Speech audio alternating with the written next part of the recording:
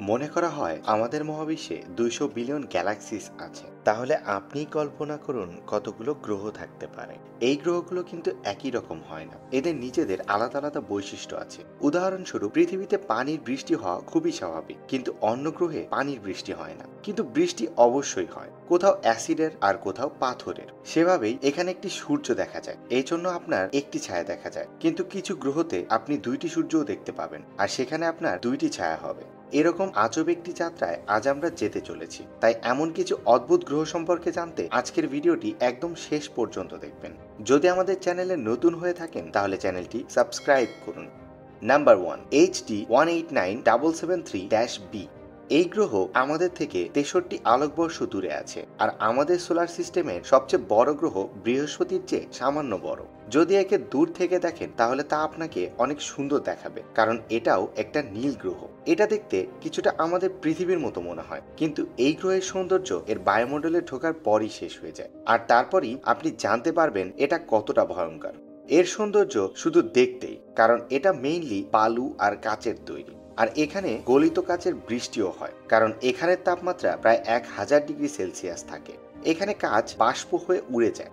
এখন যদি এখানে চলা বাতাসের কথা বলি, তাহলে ধারণার জন্য আপনাকে বলি, আমাদের এখানে যখন ঘূর্ণিঝড় আসে তখন এর গড় গতি থাকে 140 কিলোমিটার পার আওয়ার, যা অনেক বেশি। আর এই গ্রহের বাতাসের স্বাভাবিক গতি প্রায় 8700 কিলোমিটার পার আওয়ার, যা প্লেনের ওড়ার গতির থেকে প্রায় 8 গুণ বেশি।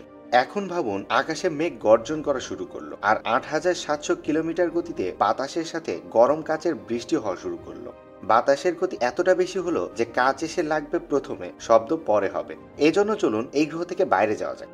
Number 2, HD209458-B। একে ওসিরিসও বলে।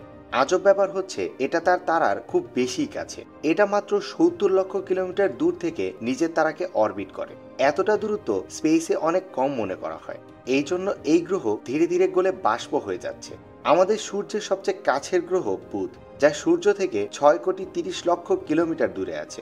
সেখানে এই গ্রহ কেবল 70 লক্ষ কিলোমিটার দূরে আছে। Number 3, GJ1214-B। এই গ্রহ পৃথিবী থেকে অনেকটা বড়। বিজ্ঞানীরা সব গ্রহে পানির সন্ধান করে যাতে মানুষ সেখানে সার্ভাইভ করতে পারে, কিন্তু এই গ্রহে বিজ্ঞানীরা মাটি খুঁজছে, কিন্তু তা এখনো পাওয়া যায়নি, কারণ এই গ্রহ পুরোপুরি পানি দিয়ে ঢাকা। আমাদের পৃথিবীর 70% সারফেস পানি দিয়ে কভার করা, তারপরেও পানি পৃথিবীর ওজনের মাত্র 0.05%।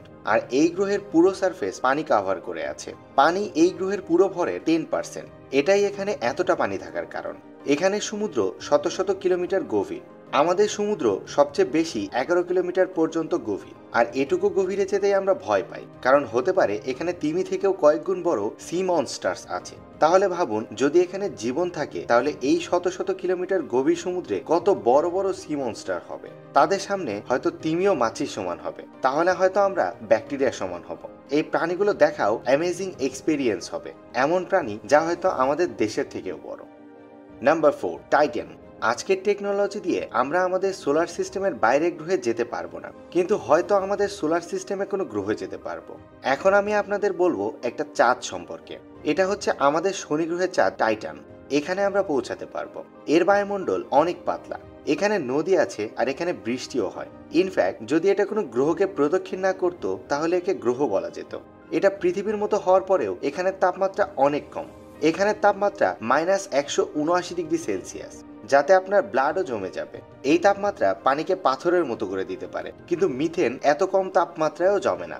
এজন্যই এই গ্রহে মিথেনের বৃষ্টি হয়, নদীগুলোও মিথেনের। বিজ্ঞানীরা এই গ্রহের মাত্র 20% সারফেসের ম্যাপই তৈরি করতে পেরেছে। মনে করা হয় যে এইটুকু জায়গায় ন্যাচারাল গ্যাস আর অয়েল রিজার্ভ পৃথিবীর তুলনায় কয়েকশো গুণ বেশি। অর্থাৎ আমরা যদি এই উপগ্রহে পৌঁছে যাই তাহলে এনার্জি একদম ফ্রি হবে। এই উপগ্রহ সম্পর্কে আরেকটি তথ্য, এখানে গ্র্যাভিটি এতটা কম আর বায়ুমণ্ডল এতটা হালকা যে যদি আপনি এখানে উইং স্যুট পরে নেন তাহলে কোনো এক্সটার্নাল এনার্জি ছাড়াই আপনি শুধু লাফিয়েই উঠতে পারবেন, আর পুরো গ্রহে সুপারম্যানের মতো ঘুরতে পারবেন। অর্থাৎ এই গ্রহে গিয়ে আপনি সুপারম্যান হয়ে যাবেন। Number 5, গ্লিস 436b। এই গ্রহ অনেক আজব। একে আজব বানায় হাইড্রোজেনের মেঘ। ভাবুন আমাদের পৃথিবীর মেঘ কতটা ছোট, কিন্তু এই গ্রহের হাইড্রোজেনের মেঘ এর থেকে 50 গুণ বড়। অর্থাৎ এটা নিজের মেঘ দ্বারাই বদ্ধ। যখন এই গ্রহ নিজের তারাকে অরবিট করে তখন এই মেঘের অনেকটা অংশ পিছনেই থেকে যায়, যার ফলে এর পেছনে লেজের মতো তৈরি হয়। এর তাপমাত্রা 439 ডিগ্রি সেলসিয়াস। এজন্য একে জ্বলন্ত বরফের গ্রহ বলে। Number 6, HD 188753। এই গ্রহতে আপনার একটা বা দুইটা না, বরং 3টি ছায়া তৈরি হবে, কারণ এই গ্রহ খুব জটিল স্টার সিস্টেমে আছে। এটা যে তারাকে প্রদক্ষিণ করে, সেই তারাও আরেকটি তারাকে প্রদক্ষিণ করে, আর সেই তারাও আরেকটি তারাকে প্রদক্ষিণ করে। অর্থাৎ যা কিছু আছে সব একজন আরেকজনের চারিদিকে ঘুরছে। যদি আপনি এখানে যান তাহলে 3টি সূর্য একসাথে দেখতে পাবেন। এখানে সার্ভাইভ করার জন্য স্পেস স্যুট অবশ্যই নিয়ে যাবেন, কারণ 3 তারাকে একসাথে প্রদক্ষিণ করার সাথে এই গ্রহ তারার অনেকটা কাছে আছে। আমাদের পৃথিবী সূর্যের যতটা কাছে আছে, এটা তার চেয়ে 20 গুণ কাছে আছে।